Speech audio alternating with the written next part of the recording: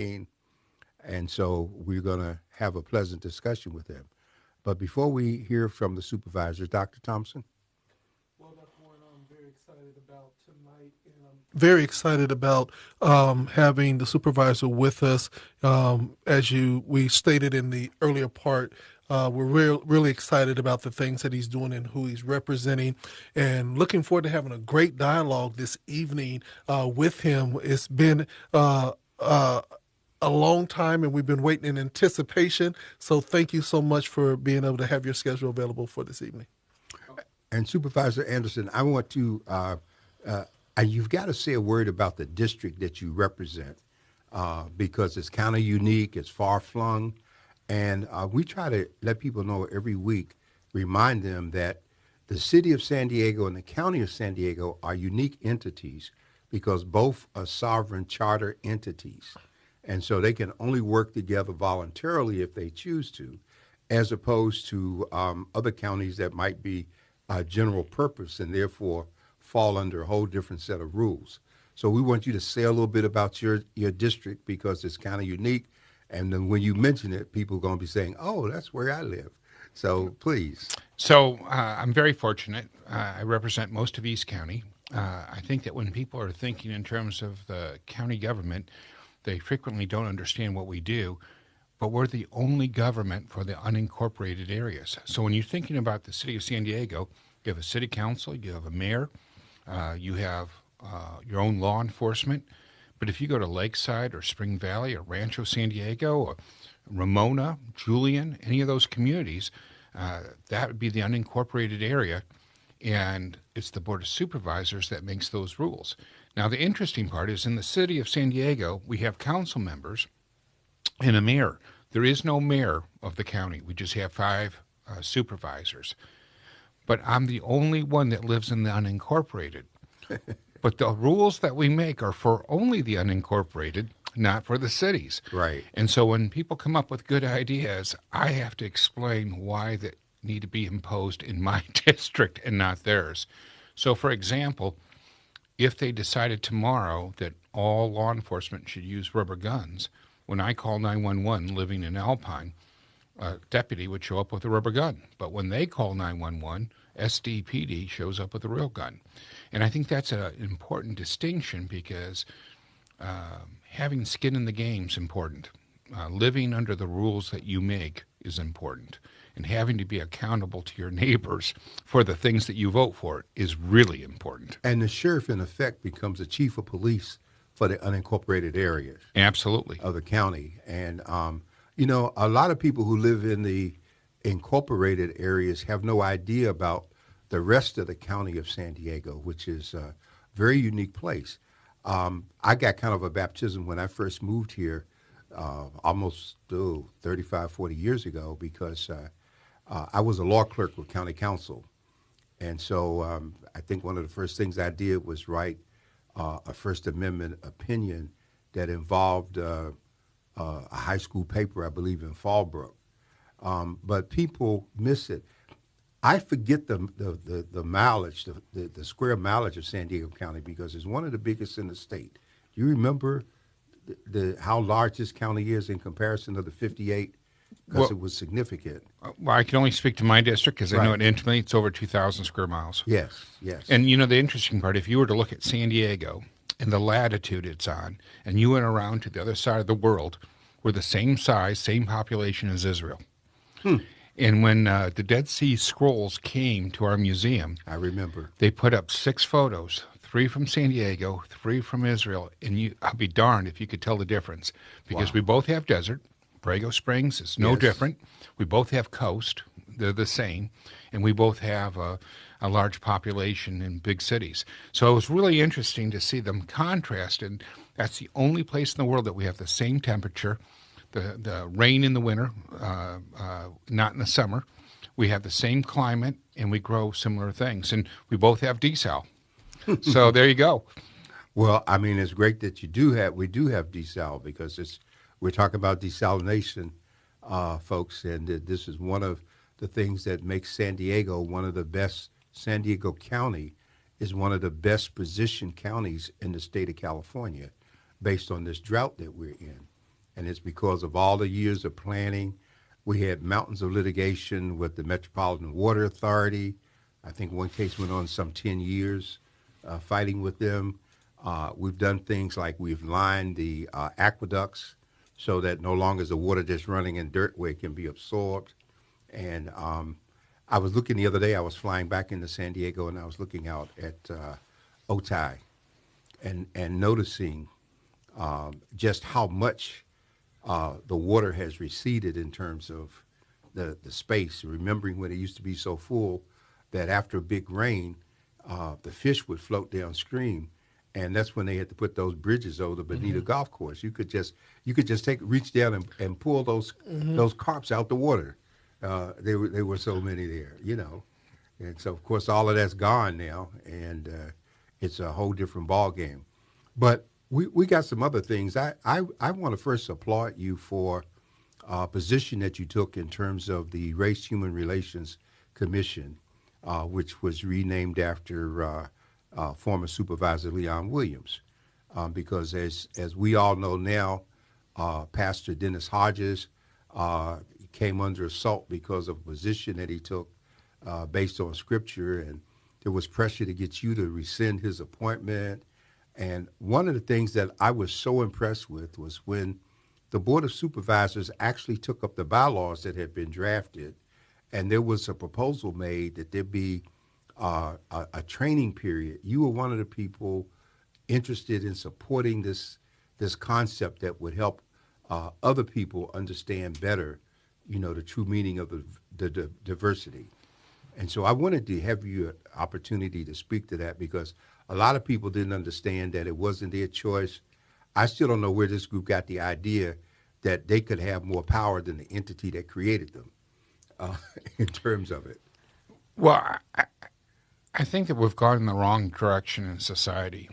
We've always had diversity. We've always had prejudice. We've always had issues. But this is the first time in my life where instead of embracing the diversity and allowing everyone to speak, you have one group that believes that they can determine who can be heard from. And to me, I think that's very scary. This is an organization whose purpose is really to set the bar for everybody in society, to show us there's a path that we can disagree in society, but live to be neighbors and friendly, civil neighbors. And yet they were using their power to push people off the board. Yes. Dennis Hodges is one of the nicest men I've ever met. He had had a very hard life. He's a pastor here locally. And he wanted to be inclusive. And what happened was they had a vote. He abstained because he couldn't support it based on his faith. He didn't say they couldn't do it. He didn't condemn them. He just simply said, didn't want to do it. I love you, but I cannot support this in good faith and be true to my Lord. Right. And that wasn't good enough. They asked him, why aren't you doing it? And he quoted Scripture. Now, he didn't tell them, you're wrong, you're evil, in any way, shape, or form. He said, I love you, and I want to get along with you. And so they set a goal to purge him off of it. And, of course, they put a lot of pressure on my office. But you know what? We got to stand up for what's right. It's too easy just to capitulate and roll over and allow things to happen. I'm old enough to remember when that pendulum was being used against other minorities. Yes. And he's the minority on that board, not in color, but in faith. Right. Mm-hmm. And I just think that there's got to be room at the table for every thought, every free thought, and we've got to be respectful of everyone's thoughts, even if we disagree with them. So I appreciate the kind words, but, I had a lot of good mentors growing up. And, I was old enough to remember Martin Luther King. And I was just talking to one of my employees today, and I was saying what a contrast in style in how we've moved this country. We had a man that it didn't matter your color, your faith, or anything else, how could you not respect somebody who crushed the opposition with love, who wasn't advocating violence, but rather we're going to show the path. And I really think that this committee has that opportunity and that strength to do it if they mature into the position. Well, you think they're moving any? Because my position is, if this commission stays on the path that it's on, I will be one of those people leading the charge for the dissolution of it and encouraging former Supervisor Williams to take his name off of it. I mean, this whole element is, if you follow them, they in effect were declaring the scriptures hate speech because they disagreed with it. Well, actually, it went far enough that one of my colleagues read from the Bible and declared it hate speech. Yes. But, for years, people would hide and say exactly that. And then when you'd ask them about it, they'd say, oh, no, I never said that. Yeah. But you cannot have one faith and exclude others. If you're going to have one, you have to have all. If you're going to invite one man, you have to invite all men. If you cannot exclude people, and there should be room at the table for everybody. And, I really try to express to the greater good of the Board of Supervisors that we should be striving. And I'm going to take us off a little bit of the subject, but I think it's really relevant. I served in the legislature for 12 years, and I had an event up in the Poway Rancho Bernardo area, and this older gentleman came to me and said, hey, do you know that we have a Tuskegee Airmen museum? I said, you do? And so he said, would you like to see it? I said, sure. So I went, and it was probably maybe a tad larger than this studio. It wasn't huge, but it was laden with all these incredible photos. And he's taking me around, showing me and saying, this is so-and-so, and that's so-and-so. And one of the photos, he said, see that young man? You know what the significance of that young man? I said, no. He goes, that's me. I thought, holy moly. Most of our World War II veterans, unfortunately, are passing because the time's caught up to them. But I had one in my district. And then I found out not only did I have one, I had a bunch. Yeah. And I thought, by golly, we're going to recognize these men while they're alive. And I want all these kids, they're going along with their phones and their heads are up and they see the sign and they Google and they learn something about history. So 20 years before Martin Luther King gave his speech on the Lincoln Memorial, I Have a Dream, these men were fighting for liberty under Jim Crow laws. Mm-hmm. And I was there with them, and I said, the obvious question, right? I grew up in Detroit. I was there during the race riots. I was a little kid. And I said, why would you do that? I mean, you don't have the freedom. You're not treated equally. And you know what they all said together independently? We didn't fight for America today. We fought, and I'm paraphrasing, for tomorrow's America. That America is the dream we all strive for. And if we allow not to grow, and I thought, my gosh, that's it. I mean, it's not that hard. So when I look at that committee, I think about what we could become and how much better we could be, because we're never perfect. Even if we were perfect, we could get better. And so I thought, I don't want to be against this, even though I think what they were doing is vile, because I think that when you isolate somebody and you're not open to listening, not accepting, but listening, then you've really failed us. And so I hope that I help set that bar higher and reset that clock so we could get started again. Now, one of the things I asked for that day is it couldn't be retroactive. See, those people wanted to go back and punish the pastor. Yeah, and the first is against the Constitution. I think the Eighth Amendment to do that is called ex post facto. Well, the chair and the person who was ahead of it at the board both confirmed that absolutely it would not be. And then shortly afterwards, they had to have a vote because some of those radical committee members who have no sense of tolerance of anyone but themselves tried to remove him. But thank God the majority of people on it are doing their best to do right by the community. So I'm encouraged. I'm not discouraged. But I just thought, here you had, this is so simple. We're simply having a vote on a resolution, and yet the Tuskegee Airmen fought for us and didn't get to sit at the table as an equal. Let us fast forward. Dr. Thompson, go ahead. One of the things I want to ask you is that you took a hardline stance and you were the lone supervisor. How does that affect you moving forth in how they say building bridges and getting people to work with you? Did it cause an alienation, or did they respect the fact that you stood with your belief system? You know what? I'm very fortunate. I serve with really good people. I served in the legislature. I was the most outspoken in the legislature. They changed the rules because I was too outspoken. Okay. And I did more bills across party lines than I'm a Republican. Mm-hmm. If you added all the Republicans together, I did more bills with Democrats than all of them collectively. My district elected me to overcome, not succumb, to the supermajority. Mm-hmm. By the way, people said, well, is this better? This job's way better. I'm only in the minority. I'm not in the super minority. Mm-hmm. It's a step in the right direction. But strong leaders look to help their community and lift people in their community.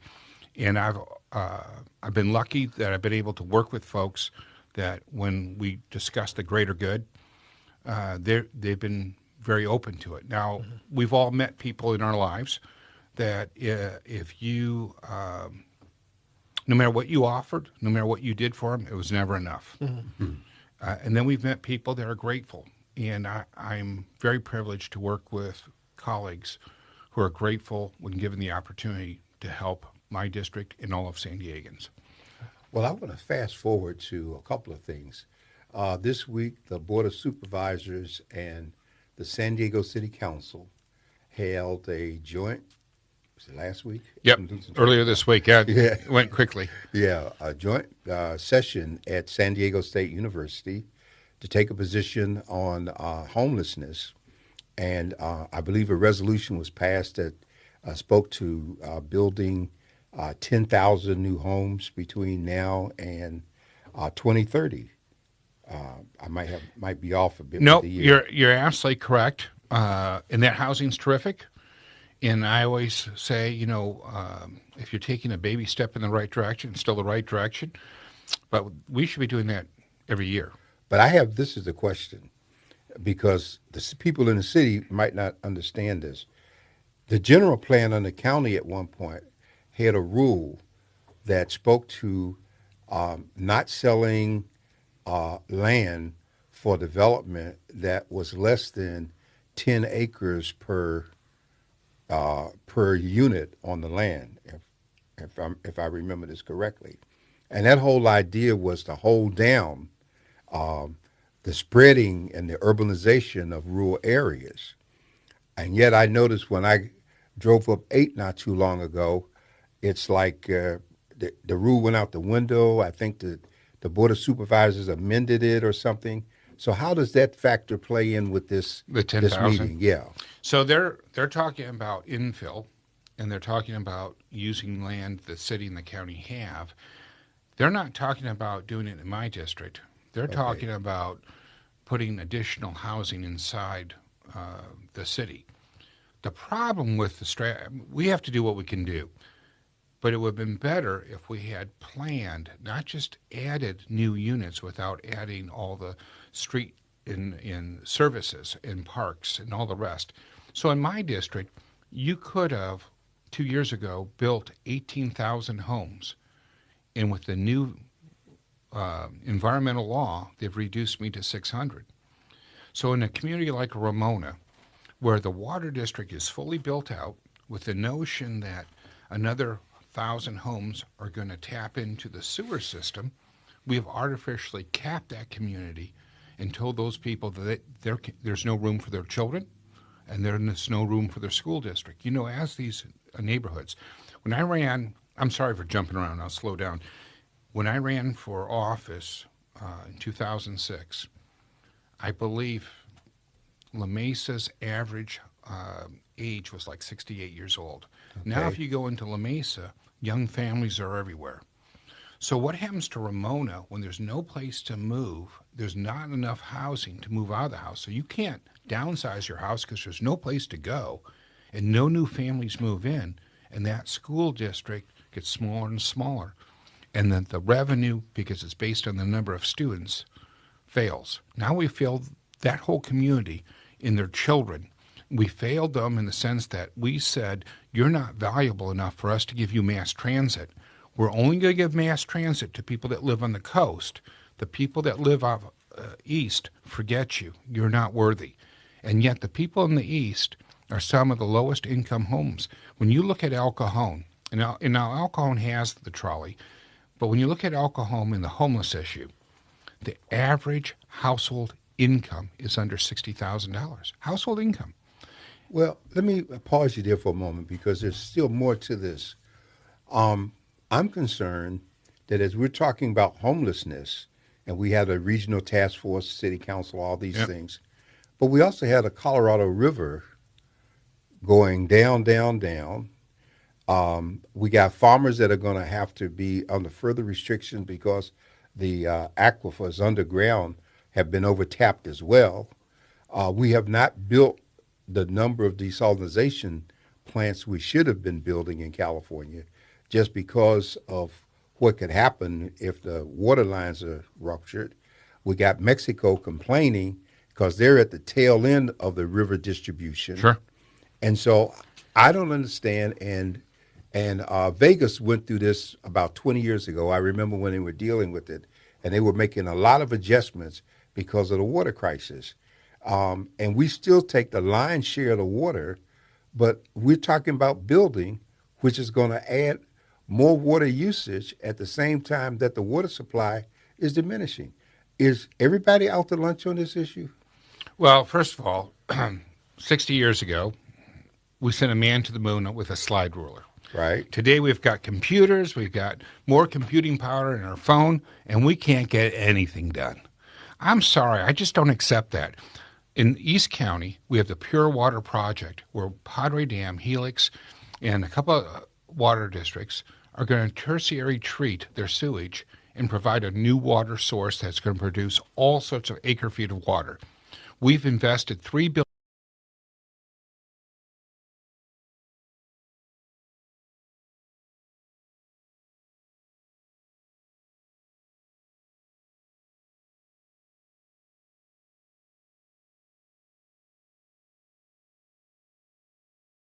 Like we're one of the communities that didn't invest. We invested in our future. And if you don't respect us and allow us to use the water we've created through desal and other ways, then no other community is going to invest like we did. We put $3 billion. That's a lot of money for a small town. I mean, we have 3.5 million people in this county. That's a lot of money. So we've done a lot of stuff. But everybody wants to use excuses of why they can't get their job done. You know what? When I ran for office, I said there's no reason why our kids and grandkids shouldn't have the same opportunities that we had growing up. And yet we failed them because now the housing price is over $900,000 as an average price because there's no stock. Well, but again, you know, with this water issue is a big concern to me because, Dr. Thompson, some years ago when we were going through a drought, I remember I was living in a mule, and people had to, instead of 300 feet, they had to go down 1,500 feet to get well water because of what was happening. You're my constituent. Uh-huh. If you live in Hamul, Yeah, you're my constituent. Well, I did. I'm in San Diego now. I'm back in San Diego. But, you know, I was out there in Hamul, and I remember there was an issue at one point with Verona, because when they started the golf course thing, before we did all the recycling, they tapped the water base out, and then they got permission to run a line because of the federal land scenario, Right. and the people who lived around them were trying to truck in water because they didn't have enough. There's more to that story. Okay. I actually served on the water board, and I was in a lot of these meetings. Okay. So that's all built on shale. It's unpredictable. So if you were to inject water, you couldn't tell where, because it's all rock chasms, and the water goes all over the place. Okay. Verona was the first community to recycle water. Their hotel doesn't use fresh water, it uses gray water. It's secondary water. And they collect the water on their parking lot, and they have a water facility that doesn't bring it up to drinking capacity, but it allows you to use it in toilets and other things. Okay. So they went through all of it. It's only recently that they were able to get that pipe in. People had talked about it for decades, but it's only recent that they were moving in that direction. But when you think about their water, and I forgot the exact numbers, but they use the same gallon of water like 3 times, and so they really put and invested a lot of time and money into it. And some of the neighbors, they used water as an excuse. It really wasn't about water; it's about other issues. Yeah. But they've tried to be good neighbors, and now you don't have that as much because they're not using as much. But with the shale, it's unpredictable. When you go to Hamul, you have groundwater that's very predictable. Right. You have an aquifer. There's no aquifer up there, so it's very hard. So I had the good fortune of actually being in the room sometimes, and it wasn't always reported as accurately as this show.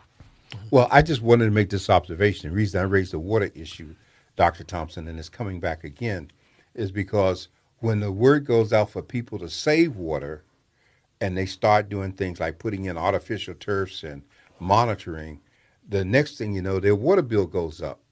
And they don't understand that the water bill increases because the water revenue is diminished by the savings, but the expenses are still there. And so my point is, we're not giving enough attention, and the Water Authority can do more as well, to educating people to what the issues are with the water.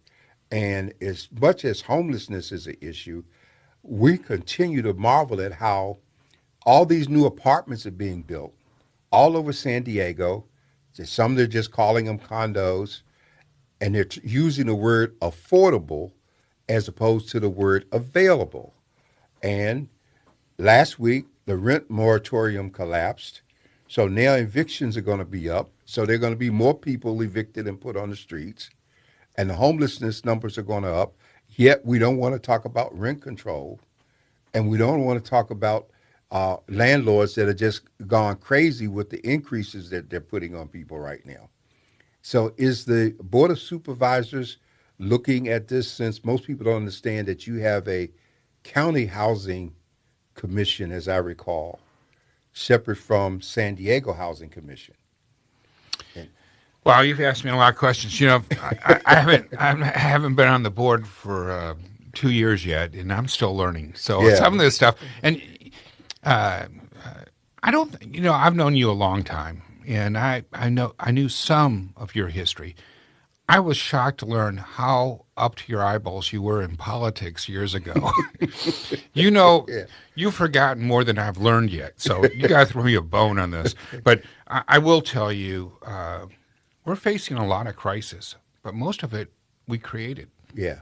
And, people always come up with an idea to fix one item, and they create 5 more problems. Mm-hmm. And we got to be looking at the whole picture. So, I've led the charge in East County on homelessness and working with the homeless. But I also introduced a board letter that said the fastest growing number of homeless are seniors. Not young people, they're seniors, starting at 55, but really spiking out at 65 and 70. And when you look at those statistics, they're simply being pushed out of their home because they retired too early and didn't realize that they're going to be facing $2,000 for a 1-bedroom. And they can't afford when they initially did it for $185. And so the studies that we saw that Serving Seniors, Paul Downey, championed and took care of, said that less than $500 would keep those people in their home.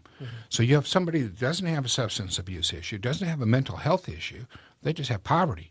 And if we allow them to get on the streets, we don't have any hard numbers. But I got to tell you, when I was working to get homeless off the street, we were spending more than $5,000 a day out there trying to get people off the streets.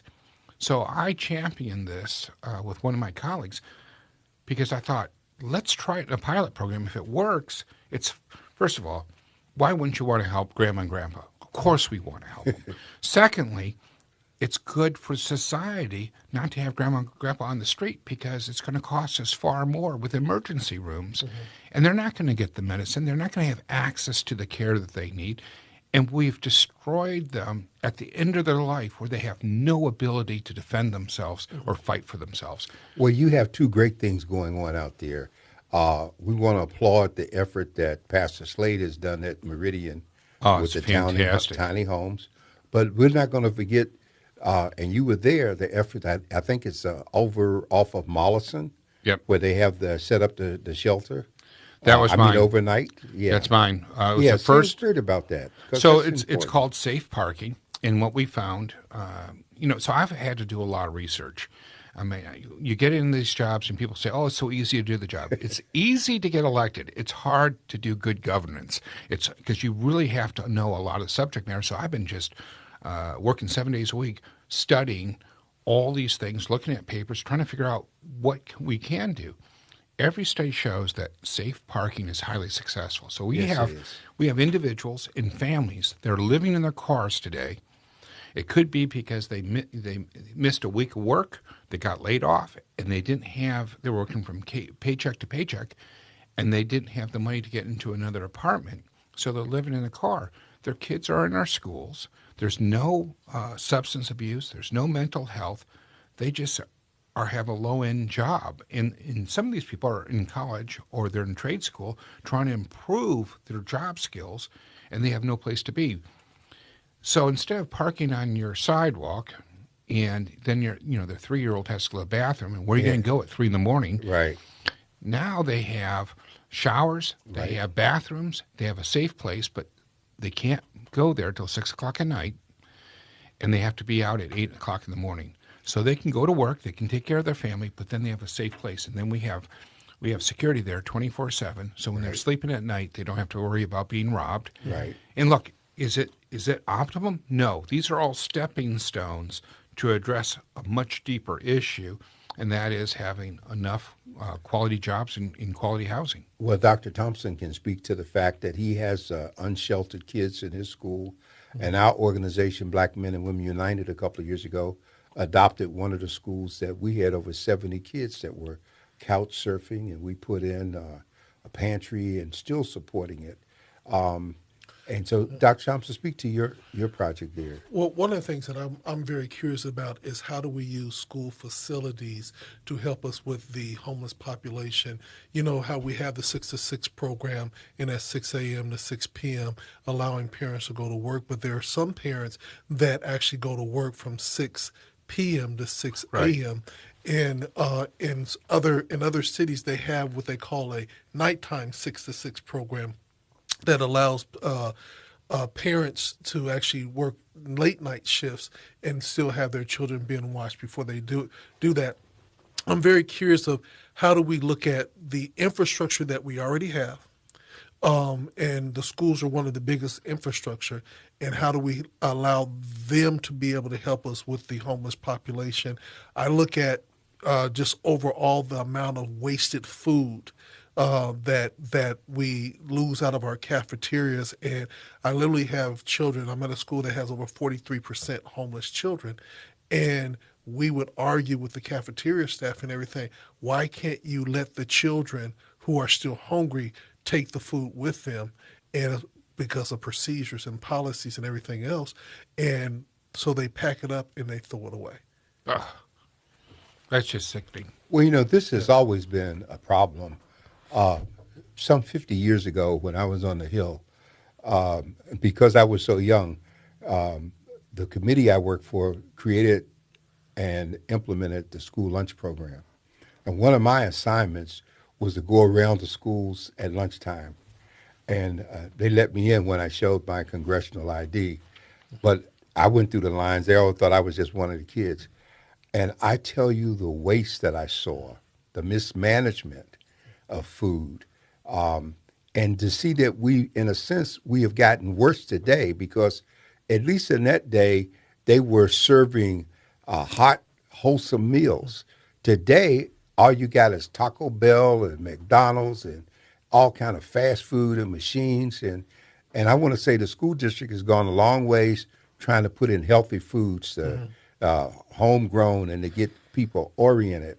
But we still have a great deal to do because we're not thinking in terms of how to make the best use of it.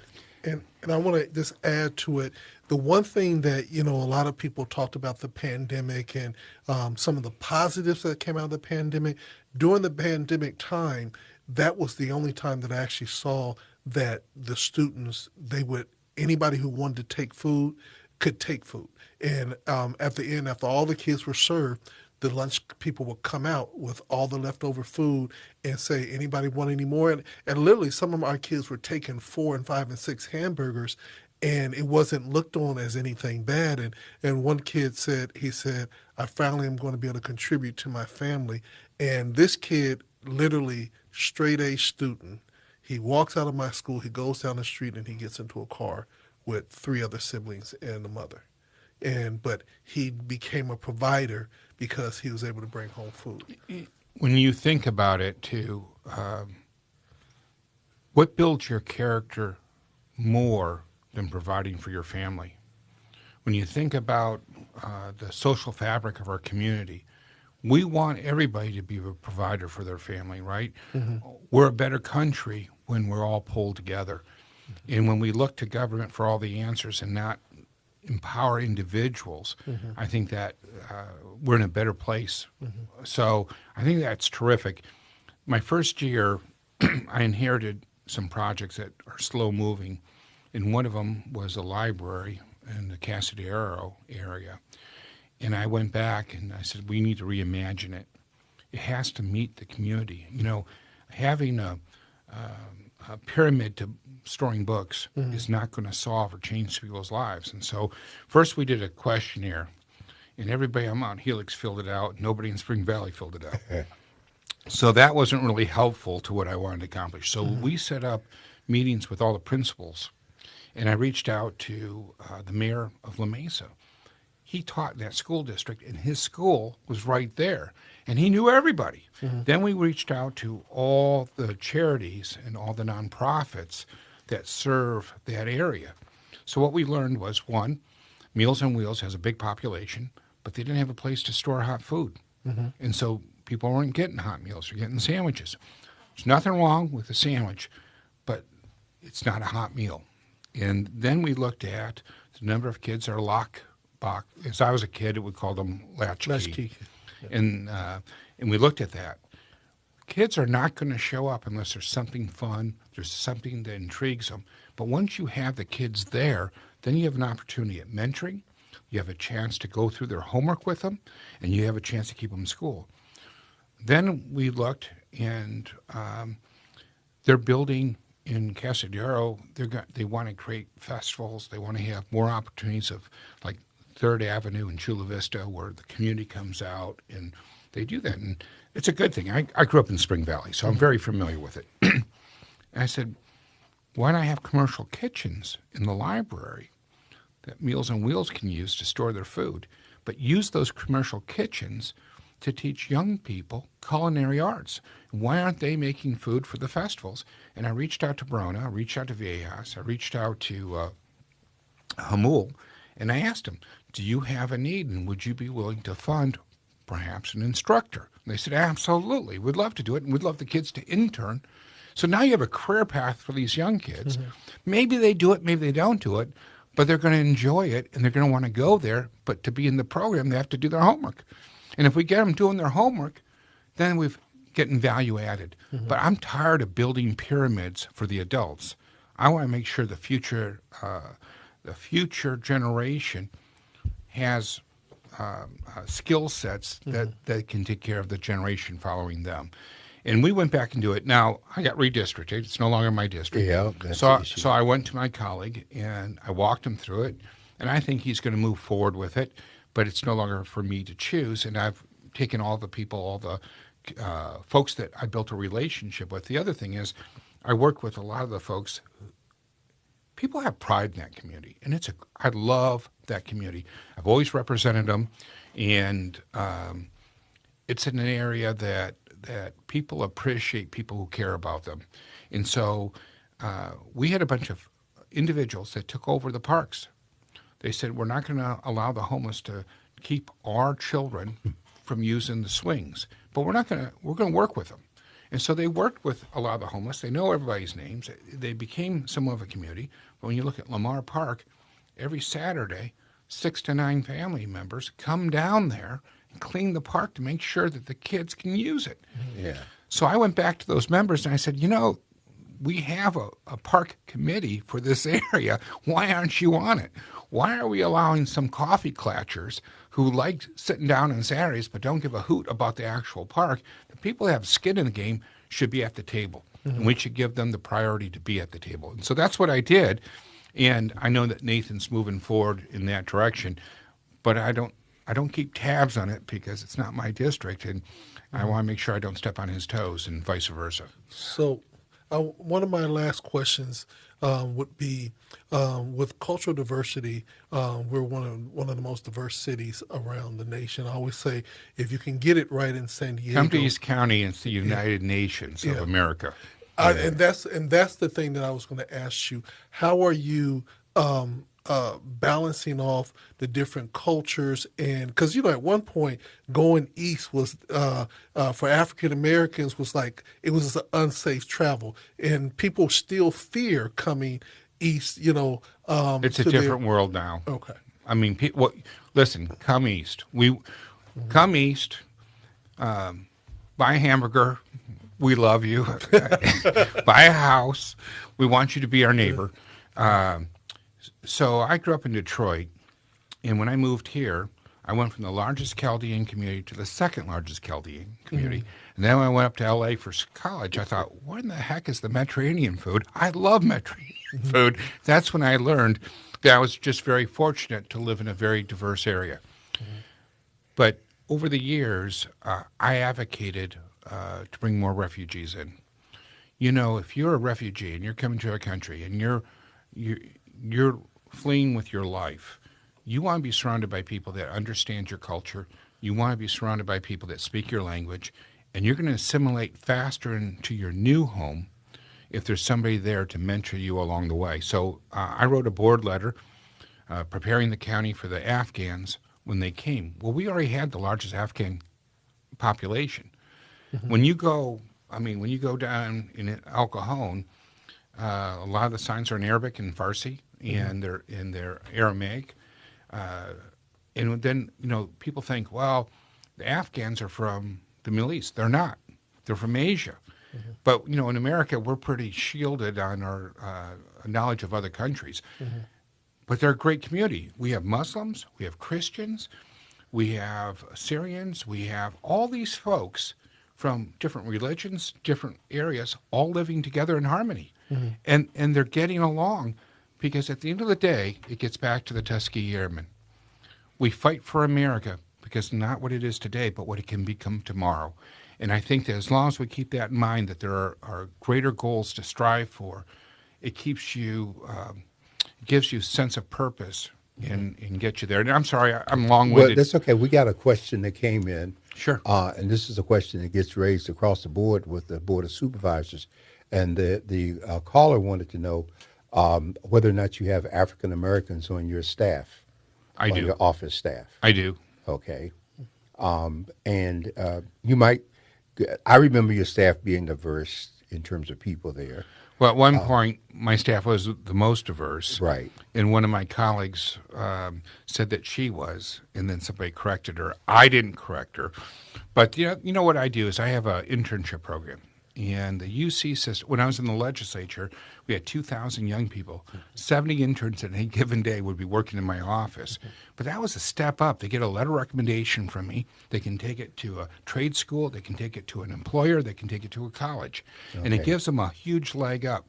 And the UC University gave me an award for being the best internship in the state. And now we had COVID, so I couldn't start it. But back in February, we started it. We have 28 interns, and the number's growing. If there's anybody out there that would like to intern for me, I'd love to have them. But that's where we really recruit the diversity, because all these young people come from different walks of life, and they're all fantastic. Paige out there interned for me when I was in the state legislature. Half of my employees are former interns. And in order to intern for me, you have to read How to Win Friends and Influence People by Dale Carnegie, because we're in the people business. So either embrace it or move along, because you're not going to do well. And so the kids they read the book. It's about 4 hours of reading, probably about 20 minutes if you're a fast reader, but I'm not. And then you have a written exam. The written exam is just to make sure that you understand it. And then we take those principles and we build young people with it. Lorraine Gonzalez had 3 interns in her office. Nathan Fletcher invites me to his college class to recruit interns. And then 2 of my colleagues in the Board of Soups have my interns from the legislature. But we want to be clear that the issue is not always people of color as interns, because no, but that leads to my office. But then the question gets to be, do we have people who have come into the office who are going into positions that are not interns? Legislative assistants, sure, policy people. Sure.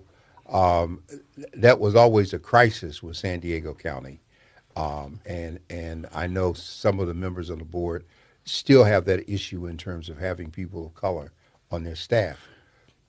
I got to make an observation here, though, Dr. Thompson, because most people don't know that so many of the Chaldeans coming to America stop in Detroit first before they come here. I dealt with that community for a long time, know some good people in that community, but that community has not always been as friendly as it could be to African Americans. The Asian community has not always been as friendly as it could be to African Americans.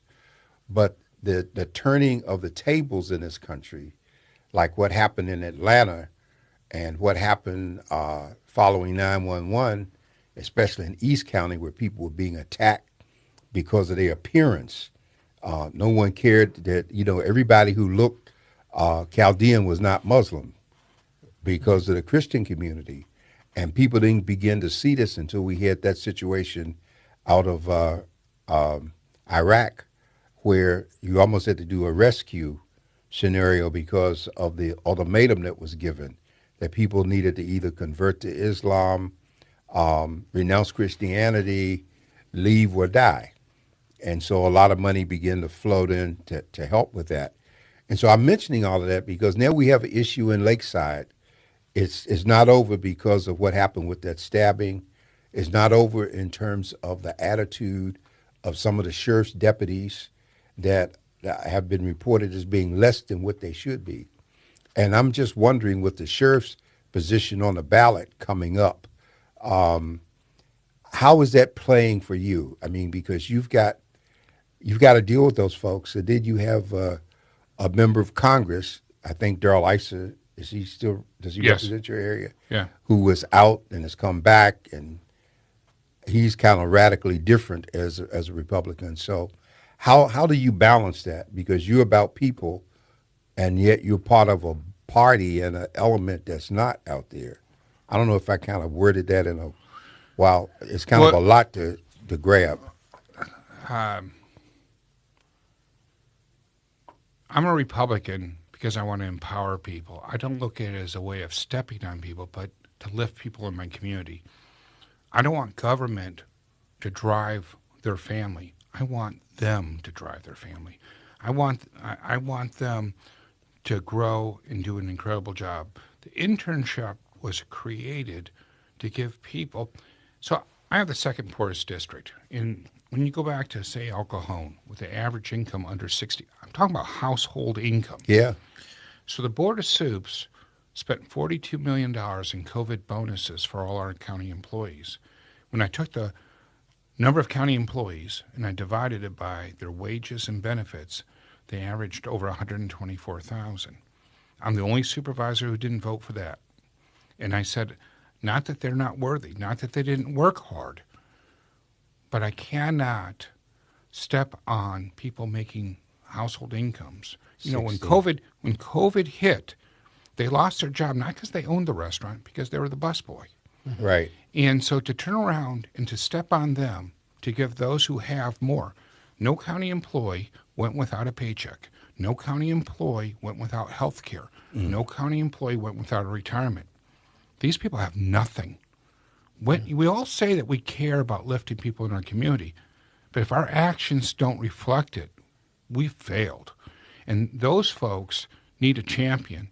And the same with Spring Valley, the same with all these other communities. And I'm sorry, I'm not going to accept it.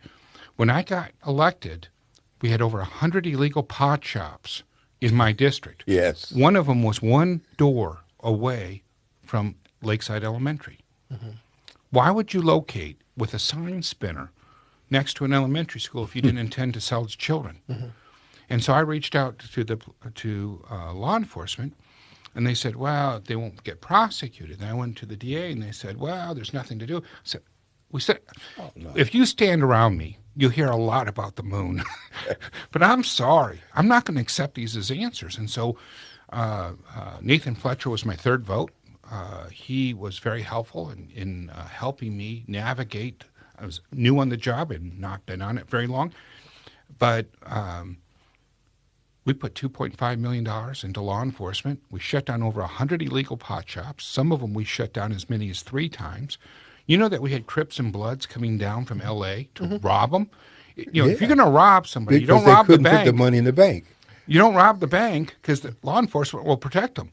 Law enforcement, they're not going to call 911 and say, hey, I'm being robbed when I'm in illegal activity. Exactly. So we had murders. We had all sorts of mayhem going on, and we don't know if they're selling them fentanyl. We don't know what they're selling because they're illegal. Yeah. So you know what? You have to take step by step. That had the highest impact in my community because they're not preying on the rich people in my community. They're preying on the poor people of my community, the people that can't fight back. Now, I'll tell you, 83% of all sexually violent predators is in my district. Why isn't any of them along the coast? You know why? Because the coast has clout, and you shouldn't be able to buy justice. Justice should be equal for everyone, not just the rich. So I'm hearing you. So there's several comments that are coming in, but I need you to answer this. But I got one big last question. Okay. That's probably going to be the most controversial. So I want you to hold on to that. But the question came in about that there are a lot of things that are going on, hate crimes and racial fightings in county schools. Where is the HRC, or what are they doing to help with that? And is the chief of race and equity doing? What is that person doing? Because I hear a lot of meetings, I hear a lot of debates, but are they doing anything outside of meeting, debating, and fussing about one of their people? And this is your easy question? Well, no, that wasn't my question. That was their question. Yeah, the question came So I know this. I don't mean this to be a cop-out, but I have wolves at the door, and I have wolves down the street. I got the sexually violent predators. The stuff that I'm taking on is right on my front door. And so I've been laser focused on it. I don't have the bandwidth to micromanage some of the other stuff that's going on. I'd like to help, but I got elected to the Board of Soups, not the school board. And I hope the school board steps up. I'd love for the committee to take that on, because these are the kinds of things that the committee could really have a positive impact if they got beyond themselves. But you know, I have a homeless crisis in the sense that we had Magnolia Avenue, had been there for years, and I cleaned it up, replaced it with safe parking. I wanted to create a shelter in Lakeside because every community has to have a shelter. People don't understand. We don't pick people up, arrest them, and put them in a shelter. We ask them if they'd like to go to the shelter. They have to opt in. If they think that going to Potrero when they live in El Cajon, and by the way, Potrero is about an hour east of here, they're not going to go. And so we're wasting our time, we're wasting resources, and we haven't changed outcomes. We started this hotel voucher program. We have 120 people in it. 30% of them from a year ago are now in permanent housing. Now, would I like it to be 100? Of course. But 30%, that's a great number. I would have been happy if it was 10%, because I didn't know it was working as well. But we're starting to measure this stuff. We're starting to do some of this stuff. We're changing the way the county is moving. Now, I got to be honest with you, too, that sometimes the movement of the county is a little faster than I'm even comfortable with, but that's only because I'm the only one that lives in the unincorporated area. Difference. But you know what? I'm very optimistic and positive. We've got some great supervisors. I don't agree with everybody on every issue. I had one supervisor say on 3 occasions that if nobody lived in East County, we wouldn't have any fires. And I had to explain to her that the fire didn't start at our kitchen. Mm-hmm. Our house is burnt down from the outside. Mm-hmm. And the fact that somebody lives in Potrero and they see smoke, they know their house is at risk. It takes them a nanosecond to call the fire department. And they're the canary in the coal mine, and they're the reason why not every fire burns down to Penasquitos into the ocean. But if you're waiting from Encinitas or from La Jolla to spot that smoke, it's not 10 acres. It's 100 or 1,000 acres, and we're not going to stop it easily. So my last question, I'm going to pitch it back to Dr. Warren, is simply this. If I come to your district, what is the best restaurant to eat at? Oh, my gosh. You answer that, you can't go home.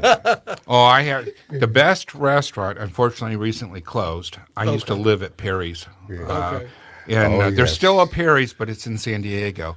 But when my dad was alive, every Saturday, my brothers and I'm the youngest of 8, we would go out with my dad. And, food can be good. Food with good company is the best. Yeah. And sitting there with my dad, he passed away when he was 97, and those were a lot of good times. See, he picked a safe one. He said it's closed now. Yeah, it is, but Good he was answer, right. good Well, answer. both Perry's, between 6 and 12 is the place to eat. Yeah. I mean, because they close at noon, but A farmer's omelet is the killer. food is good. When you mentioned some of your colleagues, 15 years ago when we had the fires back in 2004 or whatever, it's almost 15. A lot of people didn't understand what was happening in terms of the volunteer firefighters in East County, Yep. what they were up against when there were efforts to put them under CAL FIRES and to close things. And I mean, my biggest observation, because I used to be a horse person in East County for years, so I mean, back in the days when you still, And you left Hamul yeah, for I the left. city? I didn't need to be there anymore. But you might remember out near where you turned to go to Sequan. Yeah. There used to be on Saturdays, there would be like a marketplace there. People were buying and selling hogs and horses and chickens and everything. All those places just kind of disappeared over the years. But I still am amazed at how little the urban people in San Diego understand of San Diego County in terms of this county. There are some places I tell people in San Diego County where the only difference is that the 4x4 replaced the Buckford, okay? And I mean, It's true. they come down out of the scans over the fall markets. In and my stuff. district, we have 3 rodeos. Yep. And, for years I'd be invited for the rodeo. And a decade ago I went. I didn't realize how much fun it is. Oh, yeah. And to see the animals, to go through it, we have 4-H. We have Yeah. future farmers. We have incredible stuff. And there's all sorts of programs that take inner city kids to the country. And I'm embarrassed to say that it's the country because we have subdivisions. It's not the country I grew up with. When you said country, it was the back 40. Now you have it integrated. We have Hilker's Egg Ranch. Hilker's Egg Ranch in Lakeside's been there for over 100 years. There's a subdivision next door to them. But you can go and take a classroom and tour it. There's 30,000 chickens that are producing. And you're not just getting it out of a crate. You're seeing the whole function. And it's cageless, and it's really awesome. But there are other places, the animal auctions, these things. And it saddens me that we've allowed our children to believe that grocery stores produce food. Yeah. They don't. You got to see the land. You got to see this stuff.